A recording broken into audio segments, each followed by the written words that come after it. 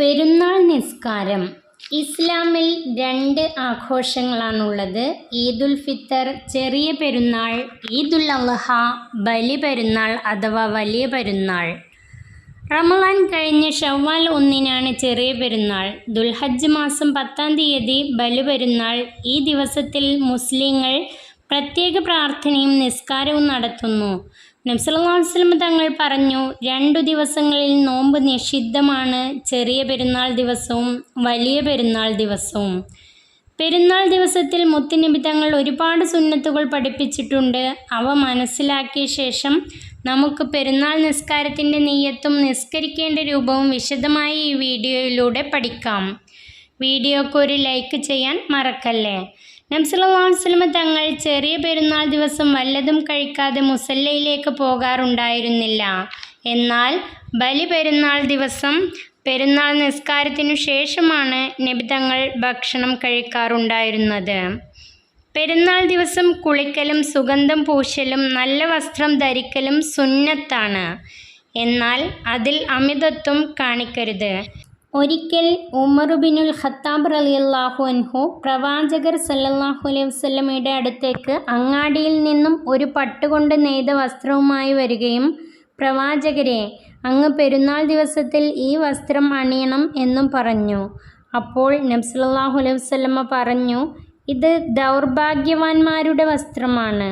പെരുന്നാളിന് നല്ല വസ്ത്രം അണിയുക എന്ന കാര്യത്തെ അല്ല നബി സല്ലല്ലാഹു അലൈഹി വസല്ലമ തങ്ങൾ എതിർത്തത്, മറിച്ച് അത് പട്ടുവസ്ത്രം ആയതിനാലാണ്.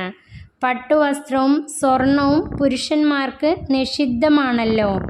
നല്ല വസ്ത്രം ധരിക്കാമെന്നും ഹദിയകൾ കൈമാറാമെന്നും, എന്നാൽ നിഷിദ്ധമായ വസ്ത്രധാരണം ആയിരിക്കരുത് എന്നും നമുക്ക് ഇതിൽ നിന്നും മനസ്സിലാക്കാം.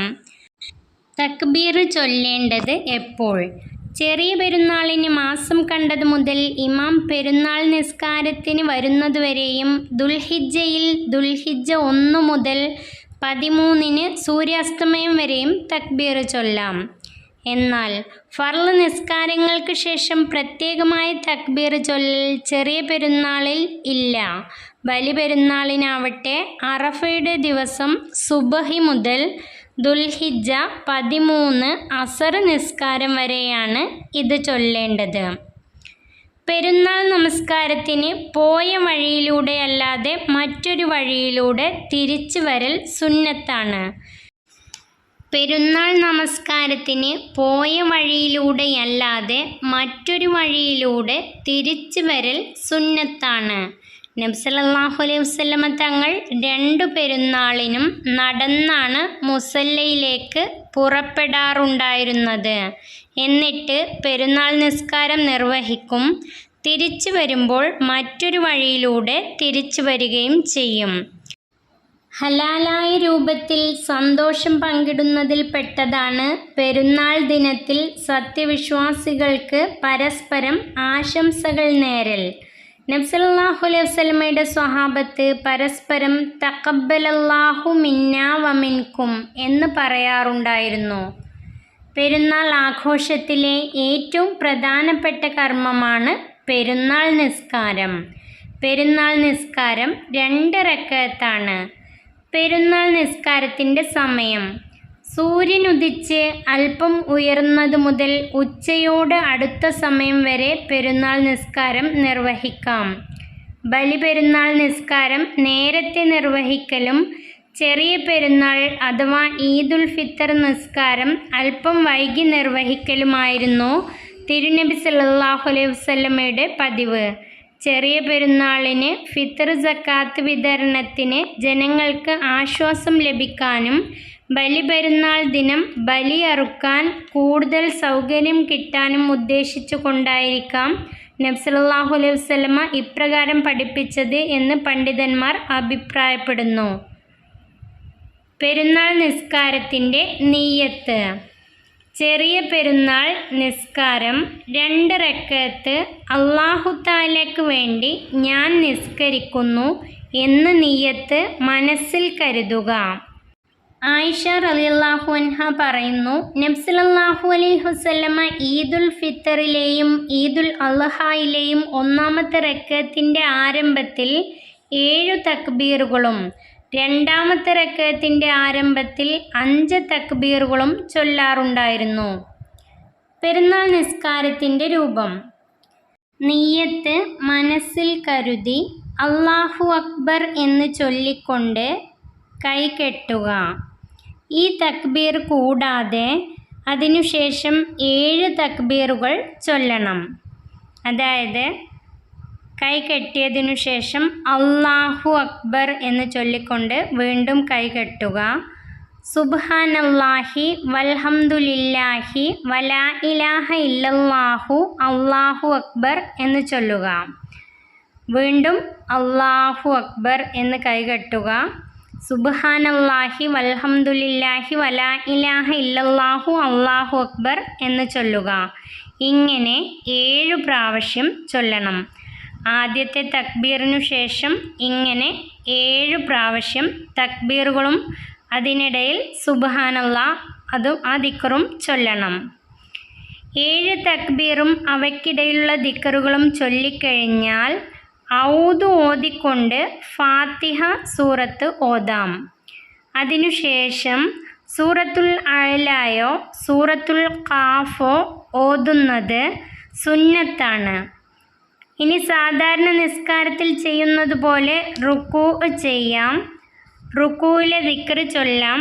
ഇഅ്തിദാൽ ചെയ്യുക, ദിക്ർ ചൊല്ലുക, സുജൂദ് ചെയ്യുക, ഇടയിലെ ഇരുത്തം, രണ്ടാമത്തെ സുജൂദ്, ഇവയിലെല്ലാം സാധാരണ നിസ്കാരത്തിൽ ചൊല്ലുന്ന ദിക്ർ ചൊല്ലണം. ഇനി അല്ലാഹു അക്ബർ എന്ന് ചൊല്ലിക്കൊണ്ട് രണ്ടാമത്തെ റക്അത്തിലേക്ക് എഴുന്നേൽക്കണം. കൈകെട്ടുക. രണ്ടാമത്തെ റക്അത്തിൽ ഈ തക്ബീർ കൂടാതെ 5 തക്ബീറുകൾ കൂടി ചൊല്ലണം. തക്ബീറുകൾക്കിടയിൽ സുബ്ഹാനല്ലാഹി വൽഹംദുലില്ലാഹി വലാ ഇലാഹ ഇല്ലല്ലാഹു അല്ലാഹു അക്ബർ എന്ന് ചൊല്ലണം. സൂറത്തുൽ ഫാത്തിഹ ഓതാം. സൂറത്തുൽ ആഷിയയോ സൂറത്തുൽ ഖമറോ ഓതൽ സുന്നത്താണ്.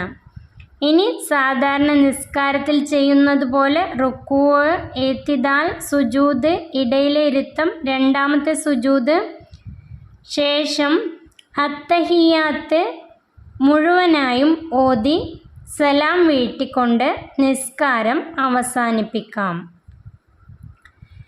ബലിപെരുന്നാൾ നിസ്കാരമാണെങ്കിൽ നിയ്യത്ത് ബലിപെരുന്നാൾ നിസ്കാരം 2 റക്അത്ത് അള്ളാഹുവിന് വേണ്ടി കിബിലക്ക് മുന്നിട്ടുകൊണ്ട് ഞാൻ നിസ്കരിക്കുന്നു എന്ന് ചൊല്ലണം. അതിനുശേഷം ഇതുപോലെ നിസ്കരിച്ചാൽ മതി.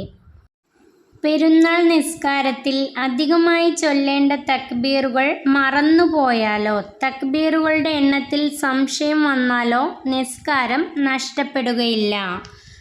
ഫർളുകളിൽ നിന്ന് വല്ലതും ഒഴിവാക്കിയാലേ നിസ്കാരം നഷ്ടപ്പെടുകയുള്ളൂ. മേൽപ്പറഞ്ഞ സൂറത്തുകൾ അറിയില്ലെങ്കിൽ അറിയാവുന്ന സൂറത്തുകൾ ഓതി നിസ്കാരം പൂർത്തിയാക്കാം. വീട്ടിൽ വെച്ച് ഒറ്റയ്ക്കായിട്ടോ കുടുംബത്തോടൊപ്പം ജമാഅത്തായിട്ടോ പെരുന്നാൾ നിസ്കാരം നിർവഹിക്കാവുന്നതാണ്. എന്നാൽ വീട്ടിൽ വെച്ച് ഖുതുബ പറയൽ മതപരമല്ല. കാരണം പള്ളികളിലും ആളുകൾ ഒരുമിച്ച് കൂടുന്ന വേളകളിലുമാണ് ഇത് പഠിപ്പിക്കപ്പെട്ടത് എന്നാണ് പണ്ഡിതരുടെ അഭിപ്രായം.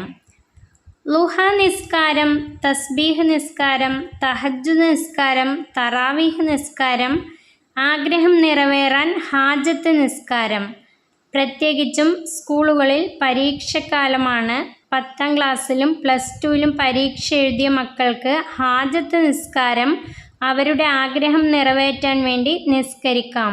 ഈ നിസ്കാരങ്ങളുടെ എല്ലാം വിശദമായ വീഡിയോ ചാനലിൽ അപ്ലോഡ് ചെയ്തിട്ടുണ്ട്. ആവശ്യമുള്ളവർക്ക് അത് ഉപയോഗപ്പെടുത്താം. നാം ചെയ്യുന്ന എല്ലാ സൽക്കർമ്മങ്ങളും നാഥൻ സ്വീകരിക്കുമാറാകട്ടെ.